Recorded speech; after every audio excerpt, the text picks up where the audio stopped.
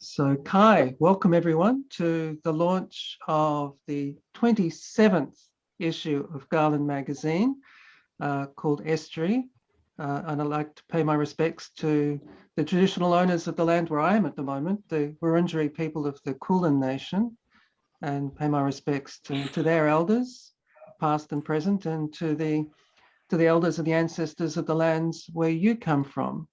And I'm wondering whether Tammy and Gail, as traditional owners, you would like to acknowledge any particular or welcome any particular country before we begin.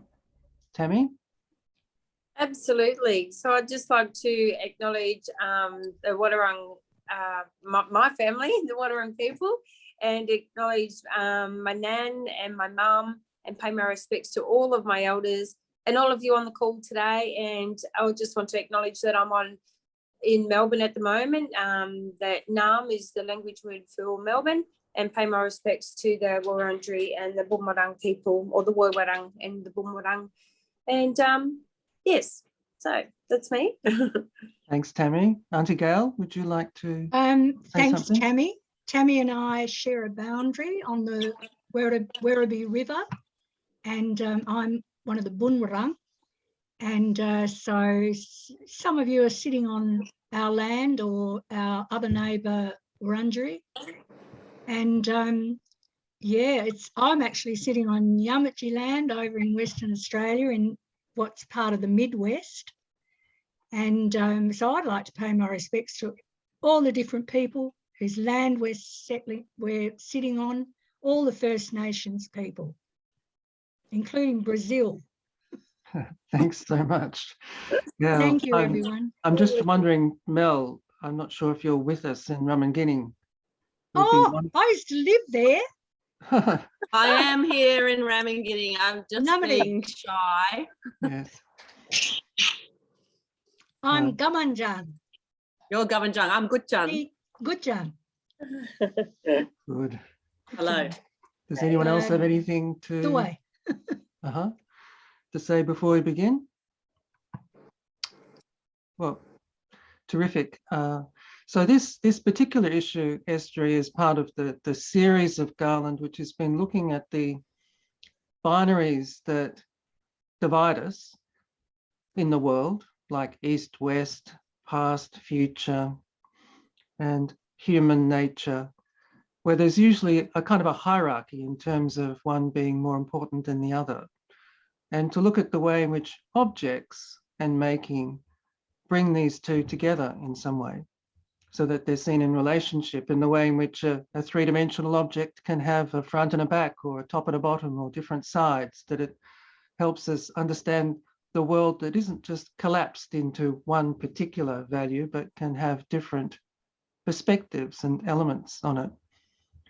And this particular issue is looking at the relationship between First Peoples and those who come after, whether they're invaders, colonists, migrants, visitors, guests, tourists, but who don't necessarily have this first contact with the land. And this has obviously been probably one of the biggest issues, certainly in the settler colonial nations, like Australia or Brazil or South Africa, particularly across the South. And it's been looked at particularly in terms of post-colonial theory, deconstructing the imperial projects, which saw this as being the bringing of enlightenment and Western culture to dark places of the world. And through a number of different contacts we had with Bukuarts in Yirrkala, we were able to share the story of Gunma as being that particular part of the waters when salt and fresh water meet, which has been used as a metaphor for the coming together of First and Second Peoples as something which produces something new and something different. And knowing how important in Australia and other countries this process is of when where fresh and salt waters meet, it seemed like an appropriate metaphor which is grounded in country, at least providing a space for thinking about how this happens. And so the stories that have been shared in this issue all tell very unique and interesting perspectives on this from the point of view of the making of the objects that have been produced. And I'd like to start by welcoming Temi Gilson, who, as the thinker maker for this issue, was particularly important in sharing not only her wonderful art, working with fibre particularly, but also her broader practice as a Wurrung leader, involved in many different community, government activities, but also somebody who looks back and sees a certain English heritage in her work as well. So is able to think about how those two different elements combine. So I wonder if Tammy, you would like to help us begin by talking about your story in this particular issue. And I'll put it up on the screen as well so people can see your work. Certainly, Kevin, thank you. That certainly means thank you in Wurrung language. But yeah, I guess for me, it was a bit of an honour to be invited to be part of the magazine and to tell my story. I'm heavily embedded in cultural business, and I work for the government as an Aboriginal Partnerships Coordinator and a heritage specialist as well. And I'm also a cultural burn practitioner. And all this work that I do is based around that, you know, that element of culture and caring for country and having our voices and voices heard as Aboriginal people, but you know, fighting for our country and looking after it or safeguarding it, as we say. But yeah, to get to that point, I guess I've always thrown myself in the deep end to do many things. I was a leader for Tanderrum for 7 years with our dance group, and that was a story. We told stories through dance and reclaiming our language, and yeah, that was a big part of the cultural ceremonial part of it. But the other thing, you know, for me is that cultural practice of the my fibre art, which is really important to me, and I've won a couple of awards for my practice. Pictured in that picture there, you can see that's a massive eel trap that I wove. That was only display, but how I got to making those was we did a cultural flow study on our waterways that lead into the bay down to Geelong, and we were allotted an allotment of 500 megalitres of water, and we had a cultural fishing day. So I was asked to weave an eel trap, and yeah, we told that narrative of the eels that were in the particular spot at that time of the year. And yeah, that was really important for us to, you know, we invited government agencies and that in to demonstrate what we did, and, you know, and that the ancestors did it. But there's a beautiful place out on country called Lake Burrumbeet, Bombit Balak in the language. We've got old fish trap systems out there, and there's, you know, evidence of that out there we can still see today, but it's underneath the lake bed because was very shallow back then. So, you know, over time things evolve and country changes, and with climate change we see a lot of things different now, like flowering at different times, and, you know, growth in different plants and animals is quite different to the old, and, you know, back a few hundred years. But going through there, there's me when I had a passion for horses when I was growing up, and this is my old horse Sundance. I had a few horses I called Chancer, Dancer, Sundance, so I named them after the reindeers because I was born on Christmas Day.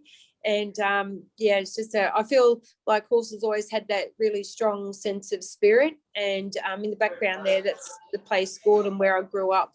But yeah, I love connecting out to country, and I grew up outside. I spent all my childhood outside. Mum could never find me, but I just loved it. And now it's evident that, you know, what I learned and collected made who I am today in the work that I do. I do many things apart from the cultural burning.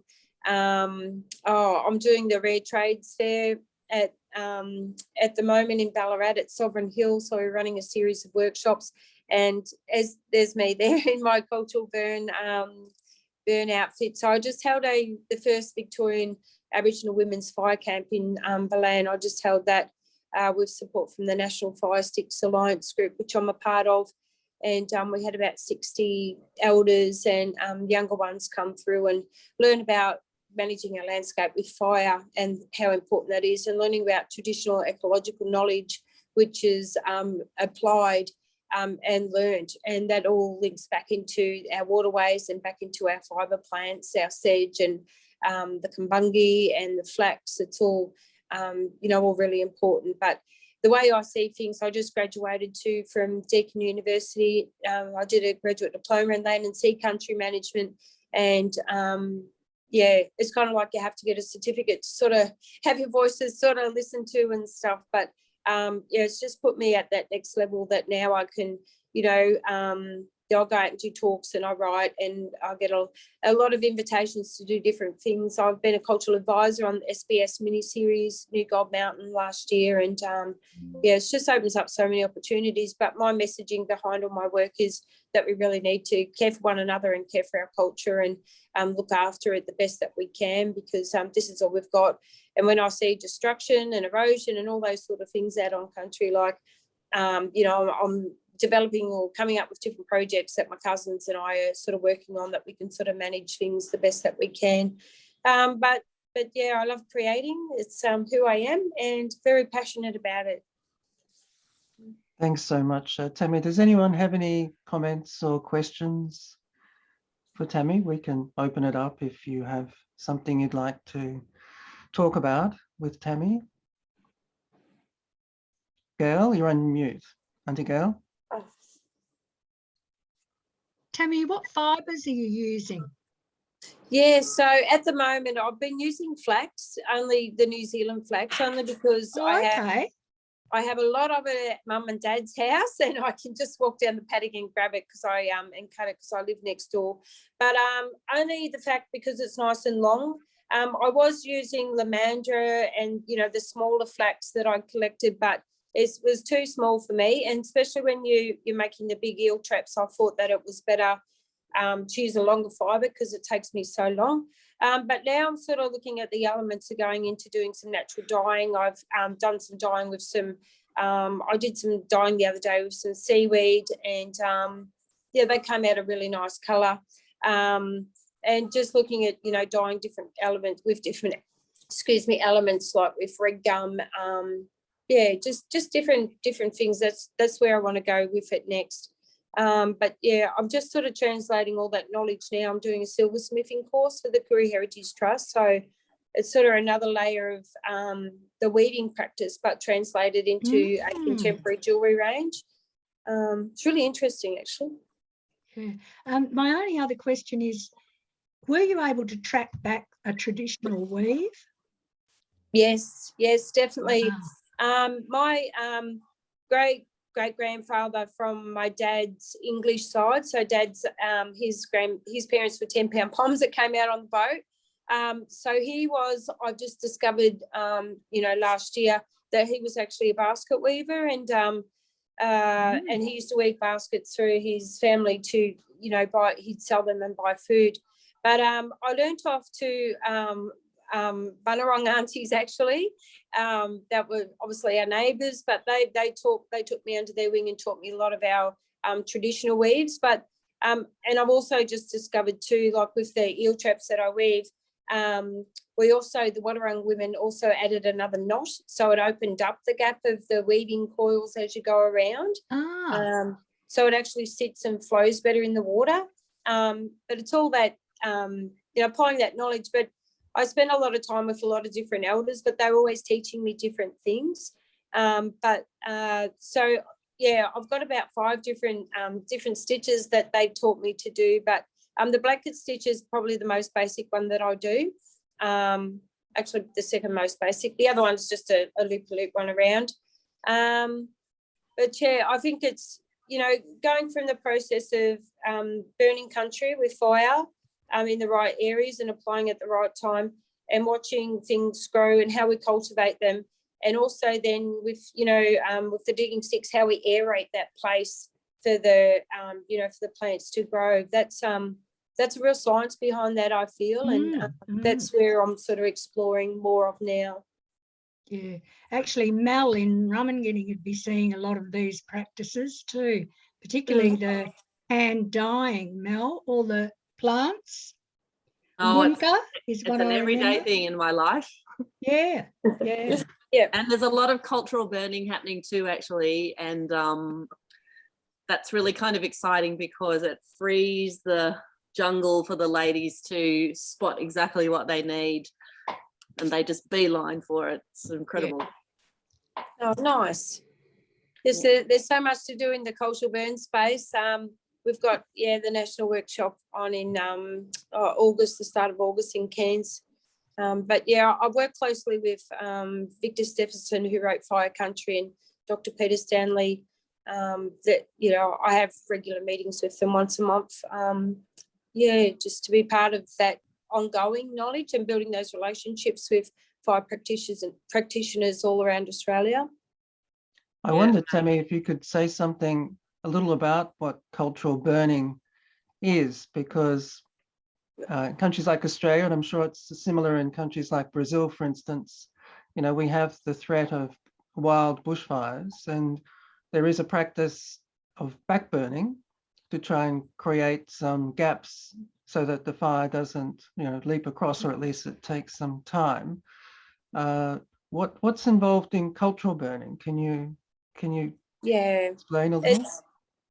Sure, Kevin. It's a big process. It's about going out, assessing the cultural landscape, knowing what type of plants were there or are still there, and identifying what you want to bring back to country, like if it's overgrown with exotic species, or there were certain plants that used to be that you want to replant back into that area. So it's about assessing and making sure, if it's a women's place or a men's place, you've got the appropriate people that are out there on the site doing that.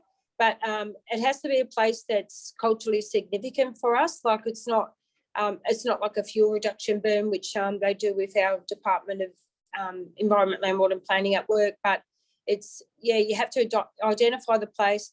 And then there's certain times of the year, usually around about April, May for us is the best time. That's our busy season for burning. We did 3 this year on different property.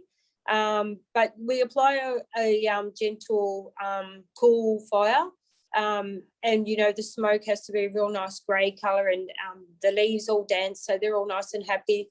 We don't, like that fire too hot. But we also burn in, it depends on the landscape, how it is, but we also can burn and back burn onto the next bit to slow the fire down so we can get that cool burn. And it's really working with the wind. As the wind comes up, there might be areas that we don't want the wind to drive that fire. We just want it to gently trickle through, which is quite beautiful. But it's all about healing the place and healing the people, healing us and putting us back there.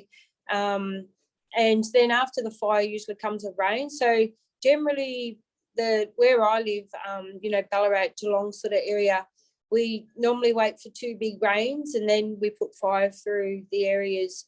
But then it doesn't stop there. So then there's the ongoing monitoring part. And if it's overgrown with weeds, we might apply fire every year and then slow it down after the next couple of years. But now we're looking at going in, as the old people would do, going in with their digging sticks, and they would go in and turn the soil and aerate it. So that's another process. So it's all these different things. But in stony country, like we burn in the wet, so the stones don't heat up so much. It's it's just really about knowing the country that you're on and what sort of fire you're going to put in there and at what time as well. Yes, well, it almost sounds like a kind of a dance with country, the way you describe it. It's kind of working with all the elements, the rain, the wind, the rocks, the plants. You have to be in tune with all of them. It's yes, it's quite beautiful. And we now we've got the women's group. So I've just been to Cape Barren Island as well and spent a week with Chihuahua Rangers over there, and that island's owned by the Aboriginal community. And I just spent a week with the women there, and So we're just sharing these stories around, and we get invited to connect with the next mob. And what we do is we have the ash from the fire becomes our fire stick or our message stick. So next cultural burn I go to, I'll take a container of that ash and put onto the next fire. And that's sort of like a welcoming for me to do that. And then that's carried on to the next fire that we travel around to. So it's almost like a message stick of fire. And it was, you told me that you also use it with the grass tree, is that right? To get using the resin. Yes, that's right. Mm-hmm. So grass tree, we have places on country which they, for me, they like the grandmas, like the grandmother trees. But the resin that comes out of the grass tree was a commodity that we traded and used for glues if we mix it with fur, or it was really strong, like we'd be able to, stick our artifacts or blades or whatever onto some wood, and then wrap the sinew or whatever, could combine it like if we wanted to use for an axe or something. But and also food plant, like the shaft of the grass tree, the flower when it flowers, so it needs the smoke to flower as well. But when it flowers, you can eat, inside of that there's a flesh that you can eat as well. So but really important plant. But the base of it is full of that much resin. I've actually got it stuck on my fingers from class today because I'm doing some jewelry out of it.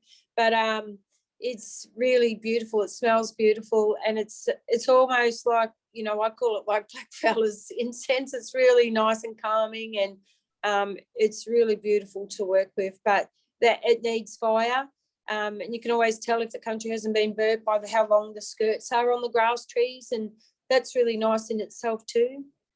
Right. Well, it sounds like you're kind of a poet of the country, knowing all these different elements, Tammy. So thank you so much. And, please hope you can stay with us during the journey, because there's a lot more that you're doing that is of interest. I know you've got a primary school that's going to be bearing your art coming up, and you've got various activities, tandarums and so on. And, the region of Ballarat, has been very important in terms of the development of this centre of rare arts and forgotten trades, which is drawing on a lot of traditions, both Indigenous, but also going back to the goldfields and looking at how the collections and so on and the techniques can have a new life. So it's a very interesting space, and it's great to have you kind of leading the way there, Tammy. So thank you so much. Thank you. If we could now go to Brazil, to Maria. Bom dia. What time is it for you? 5:30 in the morning. Oh, well, thank you so much. It's very kind of you to get up so early to share with us your quite special story. You have shared a number of stories on the Garland platform, but I'll just put it up now, which is of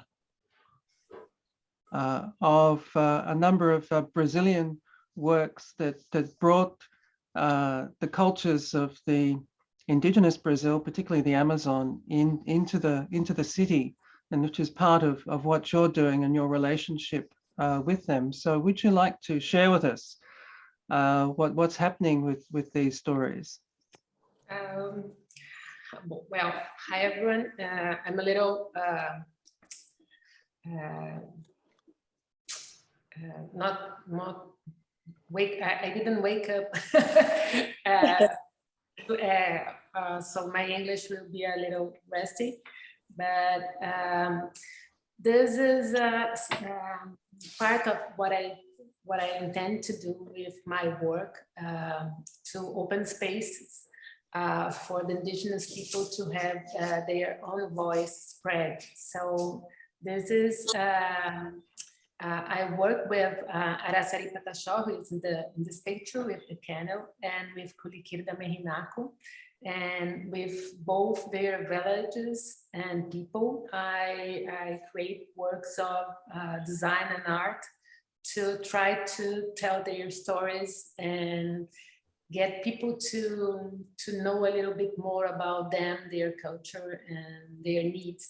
So this is a new park in São Paulo, and after I brought them to São Paulo to a cultural encounter where they can share their stories, Michel Farah, who is one of the persons ahead of this park, invited them to create totems to bring their culture to the park. So the people who is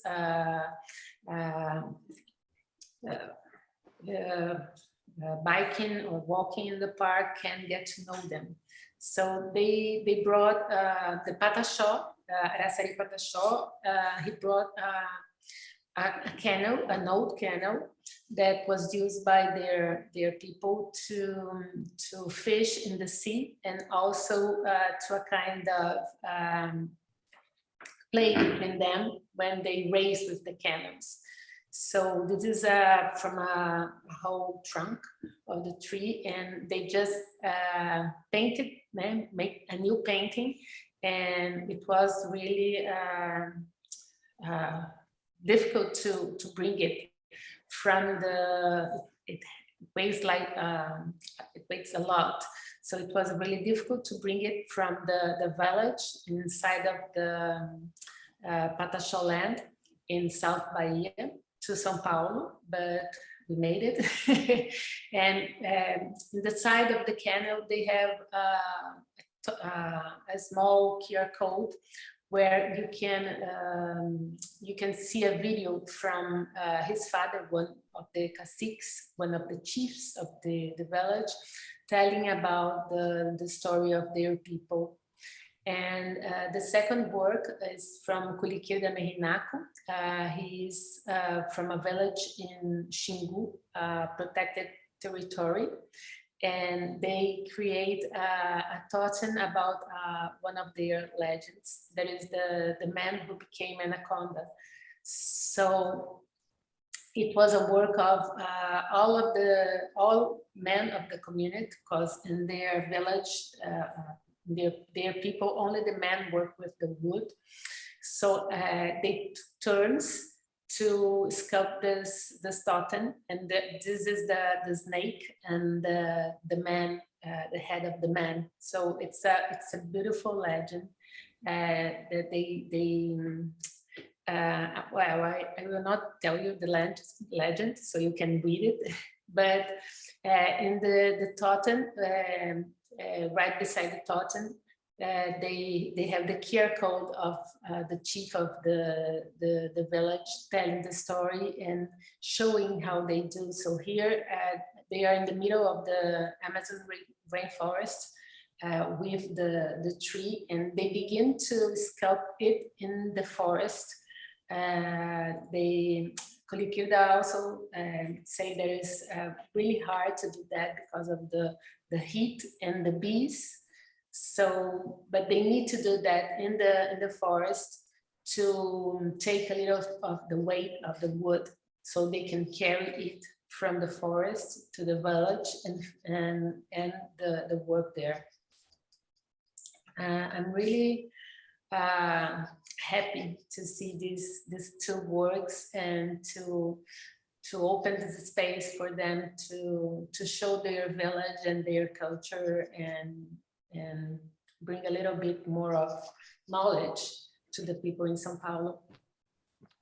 Thank you so much, Maria. Can I just ask you one thing?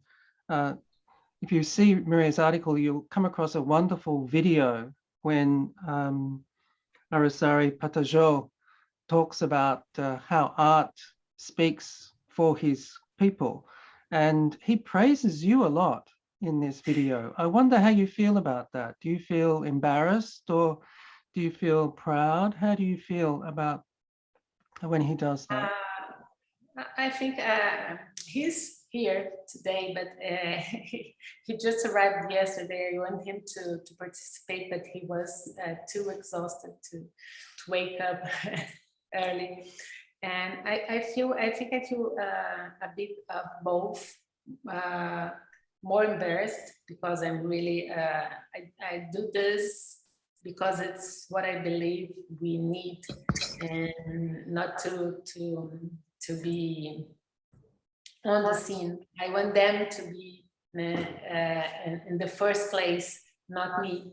But I'm proud also that I see my my work and my purpose really flourishing. So this is this motivates me to continue, even when it's hard to do this in Brazil. But, Well, he's a wonderful person. does anyone have anything to comment? Well, thank you so much, Maria. And I'm so pleased that Garland can provide a platform for the stories that you bring us. And that video shows how you bring not just the stories and the works, but also the goodwill and trust of the people you work with. And I know how hard you try to ensure that those voices are heard. So it's great to be able to share it directly. Thank you for opening this space for them. Thank you so much. And I would now like to call on Sarah Waters, who's the social curator for this particular issue. Sarah, greetings. Would you like to share with us the story that you included in this issue of pug holes, which is kind of like the inverse of an estuary in a way, if you were to think about it in terms of country? It certainly is. Thank you, Kevin. So I'm in upon Ghana country, which is in South Australia. And I guess, you know, I'm very much writing from my own perspective as a visual artist and somebody who uses textiles and textile traditions that have been imported to this country with waves of settler colonisation. So I'm talking about one of these sails in particular, which is the one furthest to the right around, as Kevin said, pug holes and so storied sailcloths. The whole work was shown in the Adelaide Biennial in recent months. So I guess, you know, my practice is a kind of long-term reckoning with my own growing up in the southeast of South Australia, Bowendick country, and the I guess lack of or the gaps in that historical knowledge that was presented to me at school or just in my everyday life as well. And so as an adult, I've come to this reckoning of looking at what I thought was the Australia that I grew up knowing, all of the normalizations, and starting to unpick those and delve into our local histories, and particularly through my own ancestry. So in this sail, I'm looking at pug holes, which are, I think they are a uniquely South Australian, at least name given to that phenomenon, which is the digging up deep into the clay soil to make bricks. And of course, when they were dug at such great depths, you had these gaping holes, which were like wounds upon the landscape. And this happened a lot across the western side of Adelaide. There's numerous newspaper articles about the sides of the pug holes collapsing upon the brick makers, and that happened actually to one of my ancestors who was a brick maker, and it was like a miraculous story because he survived 10 ton of clay falling upon him and he survived uninjured. Then he went on, this ancestor went on to become a manager of a pug hole. And of course, over time, people started to put their waste into these holes. So I'm really looking at them as sites of sites of colonization, in the fact that clearing, damaging to landscape has happened, but also that accumulation of waste and goods that have been imported to these shores, and the after effects of those. So I think a lot in my embroideries about intimate stitching techniques, but also about women's histories and the goods of homes and those domestic stories that have often been underappreciated as a force of colonization. And I think a lot about these sails as holding ghosts or revealing ghosts. And I guess in that sense, my work, when I talk about reckoning, is very much about a truth-telling exercise, going back, looking at those past and telling the truths of what has happened, particularly through my own investigations into my own ancestry. Yeah, that's probably a good summary. And can I say it's been such an honour to be part of this issue and to hear everybody's stories and sharing. It's really inspiring. Thanks very much, Sarah, and for all the stories that you'll then now share with us that we can use to embroider this issue with works that relate to it. And it's been a great year for you with the biennial and many other activities. So it's terrific to see embroidery as something that can tell a story so powerfully through this combination of the story of the land during colonization, but also the crafts that were brought there by your forebears as well. So to continue that while pointing to a discontinuity is very impressive. Does anyone else have anything to add to Sarah?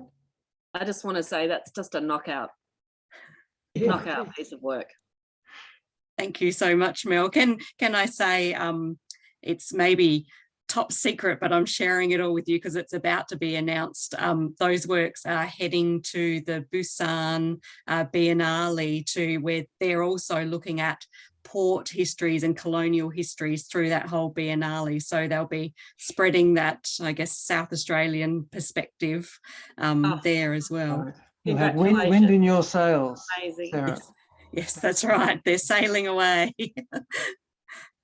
So this is a good time then, Mel, to move over to you, to your story about Jenny Camare Martinello, and you're with us. Would you mind joining us, Jennifer?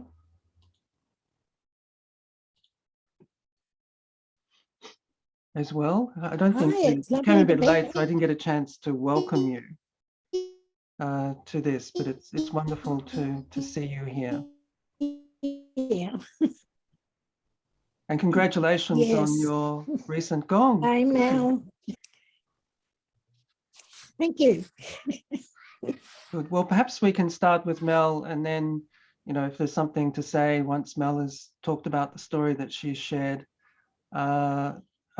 we can talk together. So Mel, this essay you wrote about Jennifer's work, you've had a background in glass yourself, or certainly in fibre. Can you tell me how you approached her work? Well, I've just got myself into an amazing niche market about knowing about glass and Jenny. So thank you for inviting me to write the piece. You know, Jenny, so I was a glassmaker for 20 years. I'm a retired glassmaker and very happy not to be doing it anymore. Much happier to be a voice for other people. I think I actually wrote that article a few years ago, but it's been resurrected for this particular issue. But there's something that is really interesting, not just about her beautiful pieces, but her approach to making and her, you know, she works the same way that people work in this Indigenous community. You know, she is very inclusionary, uses young people to help make the glass, not just the established glass makers. You know, glass making is a community and it's problem solving. And sort of in the article, I just wanted to talk a little bit about the correlations of what it's like to be a glass maker and what it's like to be maybe an Indigenous creator. Yeah, so I tried to draw on some analogies between the two and how they intersect. I think that Jenny is a real pioneer because she's not obsessed by all the glass making techniques and tricks, and a lot of glass makers fall into that. Her drive is about the story and she's using all of everyone's tricks to create them. And in some ways within the glass community, she caused a bit of a storm about that, I think, because I don't think people were used to that kind of approach. And she's also very democratic, which I think is much needed in that particular glass world. So she just doesn't kind of play in the politics, which I think is really needed in that sector. But I also just really like that she's using a new medium and, you know, to tell ancient stories. That's pretty progressive and exciting. I mean, look at that piece. It's to die for. It's gorgeous. And I know I'm rambling on a bit because I really wanted to start this conversation with I'm just a bit struck by Sarah's like truth telling. And, you know, I'm here up in Ramangini now, and I've just returned 2 weeks ago from Canberra, where the National Gallery of Australia has moved the Aboriginal memorial to the front or to the heart of the gallery, and that the National Gallery absolutely said repeatedly that they want people to visit the country's gallery through an Indigenous lens, and the way to do that is to acknowledge the colonisation history. And they're doing that with something really that essentially is a massacre. It's a massacre piece, and that this landscape of how we're viewing things is changing. And I don't think there's many countries in the world that would stick such a in your face, hey, we slaughtered everyone piece as the entry. But they've done that, and that's really incredible for this country. So anyway, going back to Jenny and the piece, well, maybe we should just pause on that other thing. I'm not sure, but like these articles and what I've seen from everyone else is just that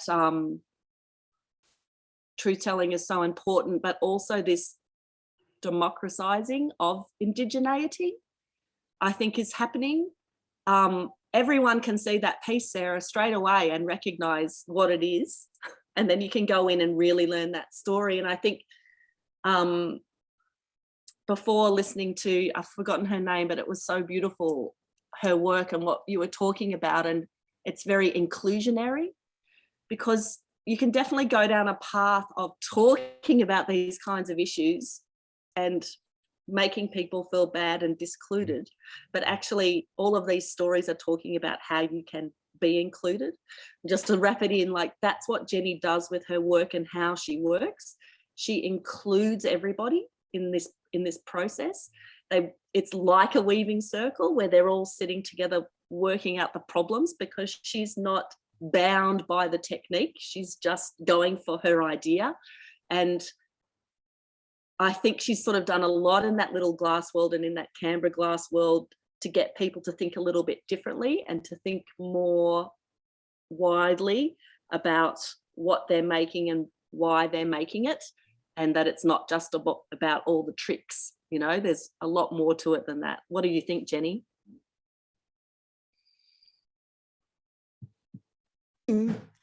Yes, there's a lot to it. I think one of the things that I really like about the glass community is that exactly what you said. We can sit around together and we can yarn up on things and we can solve problems together. And I can go to them and say, look, I don't want to use glass canes for the sake of how pretty they are. They have to serve my idea. And it did maybe cause a little bit of a storm there for a little while, because in the glass world, especially contemporary Western-based art around glass, it's about really making a beautiful piece of glass for the design's sake. And I'm hopefully making a beautiful piece of glass, but it is for its history's sake and for its genesis sake, because I'm paying tribute to the oldest living weaving cultures in the world, which are what we have here on this continent. And so it seems, and there's something quite quirky and satisfying about taking what was essentially a Venetian glass technique that's centuries old to give voice to something that's tens of thousands of years old. And so there's all that those kinds of political considerations wrapped up in the work as well. But apart from that, I just find our traditional Aboriginal woven objects are incredibly beautiful. They're just elegant and they have this incredible aesthetic that it takes a hold of you and you can't walk away from it. So to be able to be in a position to say, well, I wonder if I can do that in glass, which is a little crazy because glass doesn't behave like reeds or grasses or anything like it. But I have been able to develop some techniques where I can evoke those weaves. And I feel really privileged to be able to do that, and very privileged that traditional Aboriginal weavers from all over our First Nations have all been really excited by it and very happy that I've been doing it. And thanks, Mel, for the article because it's terrific. And you did revise it in places and it was terrific. Thanks, Mel and Jennifer. And perhaps I've got a particular interest, Jennifer, in asking you what you're up to at the moment. Are you continuing to develop the techniques in interesting ways? Yes, very much so, because there's always more challenges. And at the moment, one of the challenges is seeing if I can reproduce traditional moth nets in glass. And, where I live on Ngunnawal country in Canberra, up in the Brindabella Mountains, was a place where there's an annual migration of bogong moths, which in the winter was the main, protein source in a traditional diet. And the peoples that met in the Brindabellas from 3 different First Nations would weave these incredibly fine but very, very strong nets and use them to capture the bogong moths. And I'm really fascinated by it. So I'm playing with that idea at the moment. And it's kind of open-ended. I haven't put an end date on when I need to achieve it by, so long as I get there at some point. Well, that sounds absolutely amazing. Can't wait to see it. And it's going to tell a different story. We've had stories of eels and other traps and so on, but a bogong moth net represents, a story that is so important to remember. So thank you so much, Mel and Jennifer. And I'd like to go on now to Gary Warner. You're there, Gary? Good. Yes. And Gary's been a terrific contributor. He's a perennial for Garland. He's put together a wonderful series of stories about musical instruments in Africa. So has a particular ear for objects. And in this issue, he shared with us what seems to be kind of a lifelong interest in a particular plant, the lotus. And of course, this is the year of the lotus for Garland. Each year we have a different flower to adorn the journey. And lotus was one that was particularly popular, particularly from the people in Southeast Asia. So Gary's honored that with a feed of lotus. Gary, would you like to share with us how you put together this particular series and your thinking about it? I feel like a bit of a ring-in, a little grebe that's flowing into the estuary. Because this, as you're probably aware, lotus isn't a saltwater plant or a freshwater saltwater plant. It definitely grows in freshwater. But probably 7 or 8 years ago, when I was working on Kaurna Country in Adelaide with the Museum of Economic Botany there, I proposed to the then director of the gardens to do an exhibition in the Museum of Economic Botany about lotus, and he thought that was a terrific idea and agreed to it. And so I started working on it and developing the research and background and looking for objects and paintings from the Art Gallery of South Australia and artifacts from Japan and so forth. But unfortunately, he was no longer the director of the museum a couple of years later. And so the exhibition never came to fruition. And I have long been interested in the lotus, and was particularly interested to find that it is a native plant to Northern Australia, which people perhaps weren't aware of. And it is, of course, an important sort of First Nations food source up there. And as it is wherever it grows. And it's got a really sort of fascinating botanical story. It's an important sort of cultural plant in so many different places. It's got an extraordinary sort of climate change story about being isolated in different places like the archipelago of Japan, across the ice ages, and growing in all these kind of different varieties around the world, depending on where it has been isolated by ice ages. So it's a fascinating plant. There's a lot of stories that can be told about it. There's this extraordinary image, or this image here is from an extraordinary project in Cambodia, where one woman developed this method of making a kind of silk from the sticky threads in the stems of the lotus plant, because she wanted to make a piece of fabric for a particular monk. I believe this was in the 1970s, and it's now become a sort of women's project that helps develop sort of economic basis for women in Cambodia and other parts of East Asia. I'm using this quite labour-intensive and technically difficult sort of method of extracting these threads from the lotus stems. There's a lot to talk about with the lotus, but this, because it was the year of the lotus, I suggested to Kevin earlier in the year that I might put together this little feed of sacred lotus, just to sort of touch on some of the sort of fascinating aspects of the plant and hopefully sort of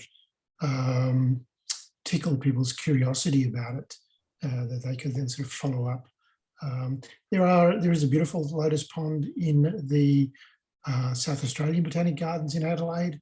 There used to be one here in the Sydney Botanic Gardens, but unfortunately it's been horribly bastardised of late. And when I was working on the Darwin Botanic Gardens project, the visitor centre there over the last couple of years, it opened in 2019, they had no lotus growing there in those botanic gardens either. And so I encouraged the director to install a lotus pond so that people could understand that the sacred lotus is a plant that's indigenous to Northern Australia, which they did. So thanks very much, Gary. And I just wonder, in comparison to Sarah's work, although Sarah draws on generations of textile or needlecraft, whether your work in a sense draws on kind of the lineage of the botanical garden, of European Enlightenment science, of Carl Linnaeus, of a kind of a fascination, but also a love of nature. And whether there's a way, although that's been tied to the colonial project, which is about control of land and mapping of land, whether there's a way of extracting that particular discipline so that it is something which shows respect for country. I've worked on a lot of botanic gardens projects in Melbourne, Adelaide, Darwin, also museum projects. Fortunately, since the Museum of Sydney in 1996, working with Michael Riley and Fiona Foley and other First Nations artists, and through them had a terrific sort of introduction to a different way of thinking about the botanical world. And I've been custodian of a bush property on Bidjigal country, northwest of Sydney here for the last 25 years, just sort of keeping that as a bush place for the animals and plants, and getting to know that place in a deeper way, through that sort of constant connection across many years, across destructive bushfires, across the very destructive floods of the last 2 years, and drought, and all of those different sort of longer cycles of activity. So it's a sort of, for me, it's sort of a combination of trying to understand the country as it is, and also sort of using, I guess, Western science as a way of being able to talk about country to, you know, it's sort of, there's a kind of bridging that can go on there, I guess, between these different cultures. Because there are many people who have a very sort of strong respect and love for the bush. And it's great now that we're finally beginning to listen to the older voices about what the bush is and how it is and what it can be for us. Well, Gary, listening is one of the things that you do well, as we can see with the headphones that you've got on. I've got a very sharp ear, so thank you so much. And we look forward to more stories about sound next year when we develop the Sensorium series, which should be very interesting. Now, finally, I'd like to go to Jahan Rezakhanlu, who shares with us a story of second peoples that is also part of this series. We've had a couple of stories about the Macassans, who were the Indonesian fishermen who came to Northern Australia. And Jahan, salam, you are writing about a person of Afghan descent who had an exhibition in South Australia. Yes, salam everyone. Although salam from Switzerland right now. So yes, for this article I wrote about Elias Alavi, who is an Afghan refugee who came to Australia in 2007. He was going to join us, but I think he's had connection problems, so we spoke for it in his place. Basically, I saw his show in Substation in Melbourne, where I normally live, and it represented for him that an Afghan or Middle Eastern Central Asian artist had actually kind of taken like the initiative to talk about that relationship between the Afghan cameleers and the indigenous people, because for those of you who don't know, there was when the British colonized or were first coming into the outback, the desert in Middle Australia, because the British are not used to deserts. They kind of, I guess, looked around their vast array of colonies and decided that other people from Afghanistan and from the Middle East and Pakistan, they weren't all from Afghanistan, but they brought in these Afghan cameleers to map out the outback and bring supplies across, and in a way kind of help the British properly map the land that they had taken over. So this for me was the first time I've seen an Afghan artist explore this connection, because it's really one that has always I've only seen kind of like a white artist or even beyond, just like white Australians kind of trying to explain about this relationship and such. So Elias Alavi, he's a painter, a poet, and well, he's a multifaceted artist. I don't know how you want me to describe him. But so he lives in Adelaide or Tarntanya, and he traveled to the north of South Australia and kind of absorbed lots of the explored lots of the early mosques in Australia that were built by these cameleers, and the grave sites that were kind of mass graves because there was still that colonial relationship between the British and the Afghan Cameleers, since a lot of them were even forced to come against their will. And so through Elias, we kind of, he looks through this relationship and kind of uses it as a way to explore his relationship with Australia as a place that he's become a refugee of. And yeah, he has, he talks about kind of, he's from an arid region in Afghanistan, Daikundi, with mountains, deserts and such. And he comes into Australia and likewise, there's mountains and deserts. So he's used to it, but at the same time, he's really not, because things are just so different, like just the small textures, the smells, and he even mentioned that the silence is different in Afghanistan and in Australia. So it's kind of like, it's properly exploring the differences that the British wouldn't see, and that like natives from the respective lands understood.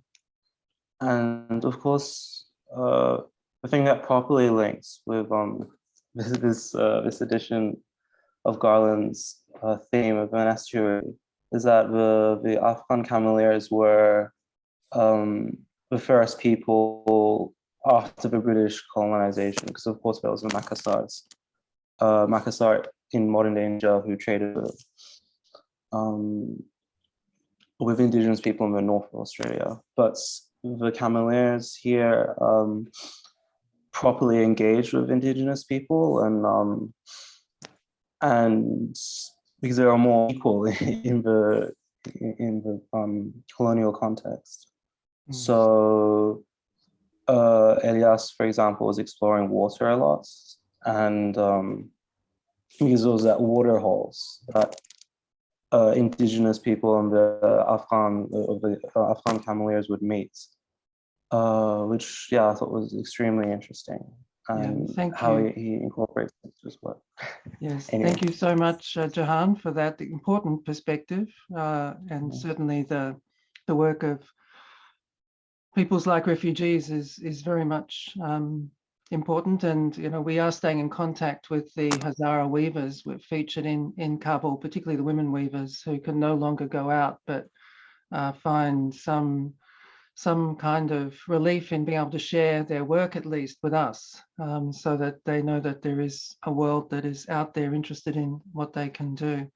And that's very important that we maintain that connection.